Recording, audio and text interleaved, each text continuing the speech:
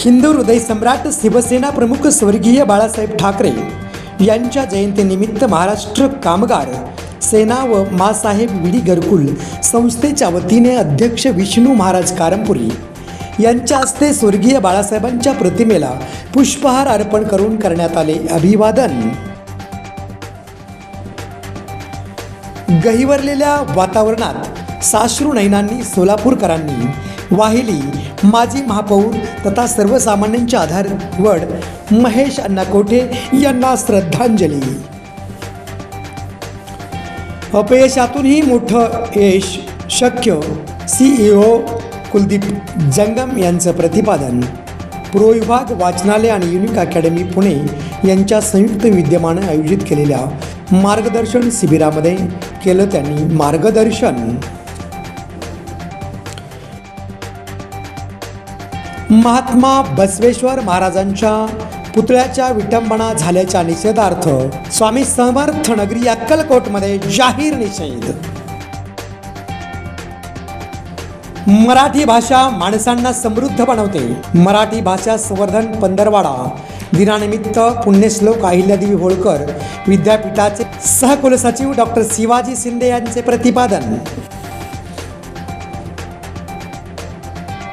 मोहोळ तालुक्यातील पाटकुल येथील शिवाजी हायस्कूलमध्ये बोगस काम करून महिलेवर अत्याचार करून फरार झालेल्या सुमित काळेला त्वरित पकडून न्याय द्या, त्याला अटक करा, अन्यथा 26 जानेवारीला करणार आत्मदहन, पीडित महिलेने दिला इशारा।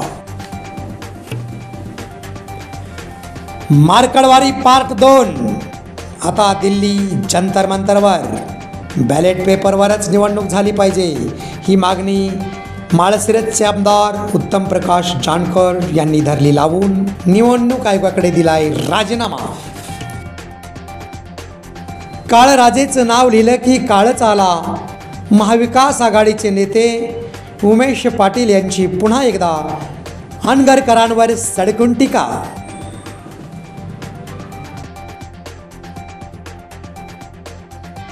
नूतन पालकमंत्री जयकुमार गोरे यांच्या स्वागताचे डिजिटल लावल्यानंतर कार्यकर्ता आणि पोलिसांमध्ये प्रचंड मोठा राडा। 7 रस्ता परिसरामध्ये उडाला गोंधळ। आणि प्रजासत्ताक दिनानिमित्त तिरंगा कार्यक्रम। प्रजासत्ताक दिनाचा औचित्य साधून दरवर्षीप्रमाणे 24 जानेवारी ते 26 जानेवारी सद्भावना तिरंगा राहणार सुरू। दिव्यकांत गांधी यांची माहिती।